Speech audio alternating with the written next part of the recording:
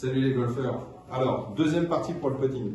On a vu déjà deux vidéos précédentes. La première un peu longue, désolé, un petit peu compliquée, mais c'était pour faire une petite présentation globale des 7 points. On l'a étayé un petit peu sur la deuxième vidéo en montrant d'une manière un petit peu plus factuelle, avec un petit exercice à réaliser, avec des petits gobelets.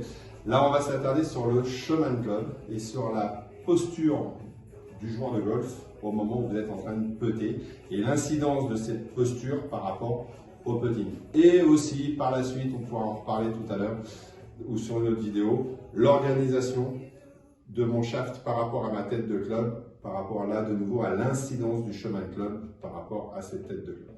Ok, alors, la première chose, on va trouver deux grandes positions.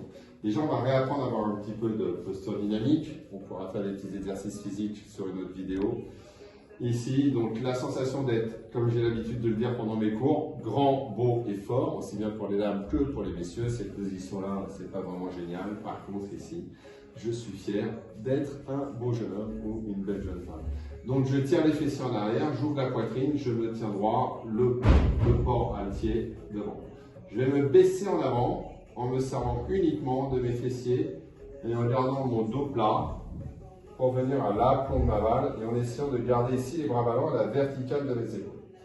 Alors, à mon sens, sur cette position-là, on va privilégier quel mouvement? Un mouvement du buste, ici, et on va trouver du coup plus facilement un chemin de club qu'on va avoir beaucoup plus facilement intérieur-intérieur.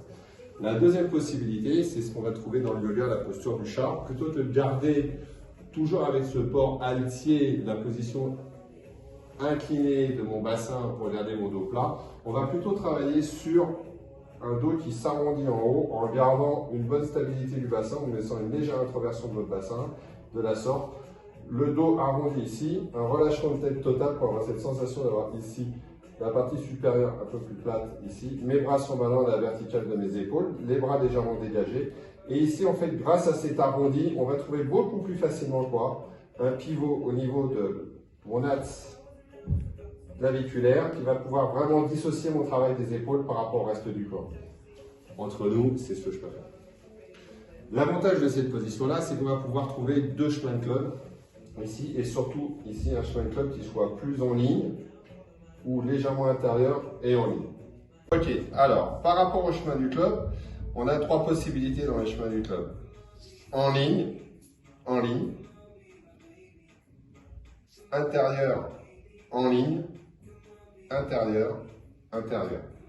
On a pu voir tout à l'heure qu'on avait deux principales positions. La position du dos plat avec le pivot sur l'axe du tronc aura tendance à nous donner un chemin de club, bien évidemment légèrement intérieur, étant donné qu'on va travailler sur l'axe de la colonne vertébrale. La position du dos un petit peu plus arrondi en haut et relâché avec une dissociation de mes épaules nous permettra de travailler soit sur un chemin de club légèrement intérieur avec une sortie en ligne, soit alors sur un troisième chemin qui est en ligne. Ok? Merci.